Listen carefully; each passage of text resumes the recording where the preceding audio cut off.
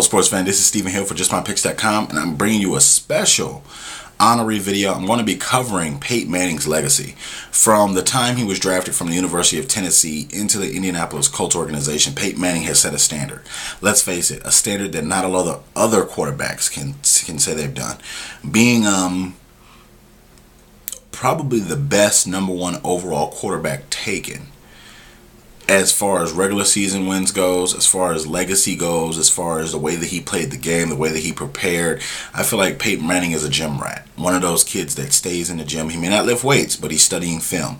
He may not do all the physical things you need to do, but when it comes down to it, mentally preparation, going through reps, he knew that he did not never have the strongest arm, so he did things where he said to all of his wide receivers, look, we have to make this thing on time. We have to get this game to where everybody is on a clock count, everybody is on sync and on one accord, and we're getting the job done. He used little languages that sometimes they're BS. Sometimes when he does the Omaha, you know it may not mean nothing, but he scares defenses into feeling like it's something. The way that he commands a presence in the pocket, the way that he commands that huddle, he's a field general. One of the greatest quarterbacks of all time. He's done so many great things for the NFL. You look at all the MVP awards that he's got. He probably will win his next MVP award. You're looking at the Super Bowl he won. You're looking at some of the things he's done now. He has 2 different franchises with a chance to win a Super Bowl.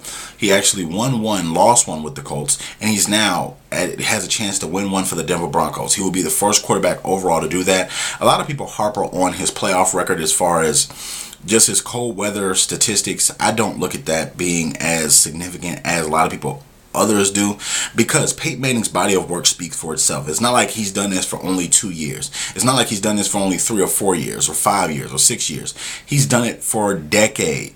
So look at it like this: his consistency, his body of work, plus look at the neck surgery he had 2 years ago. He is in this place, and you are seeing greatness. Appreciate it, because he will not be around much longer. Peyton Manning has set a standard that quarterbacks look up to. Little kids 10 years from now, or those little pocket passers, are going to be like, hey, I want to be like Peyton. Andrew Luck is just like a Peyton Manning, if you look at it, with a little bit of speed. So when it comes down to it, Peyton Manning is a dynamic player. He does a lot of things well. His legacy, in my opinion, he's a first ballot Hall of Famer, no question. His legacy on the field and off the field is impeccable.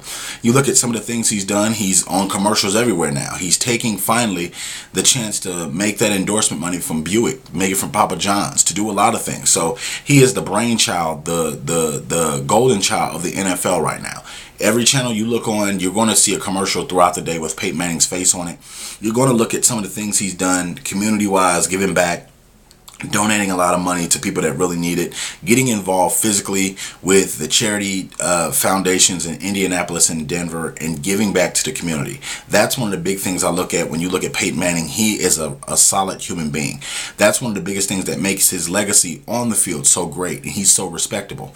So when it comes down to it, Peyton Manning, in my opinion, whether he loses the Super Bowl and retires, wins the Super Bowl, retires, or keeps on playing, winning or losing, he's one of the greatest, if not the greatest quarterback of all time. He's at the top of my list because of the things he does, the intangibles. When I look at the small things that he had to go through to get where he is now, he's broken down a lot of walls. He's taken this Denver Broncos team that has a horrible defense and taken them straight to the promised land. Now it's their one final swan song of the season, and it's win or go home. So against the Seattle Seahawks, I'm predicting him to win that football game, but I'm also closing the book on his legacy as the greatest quarterback of all time. I want to know what you guys feel. Leave your comments in the section below.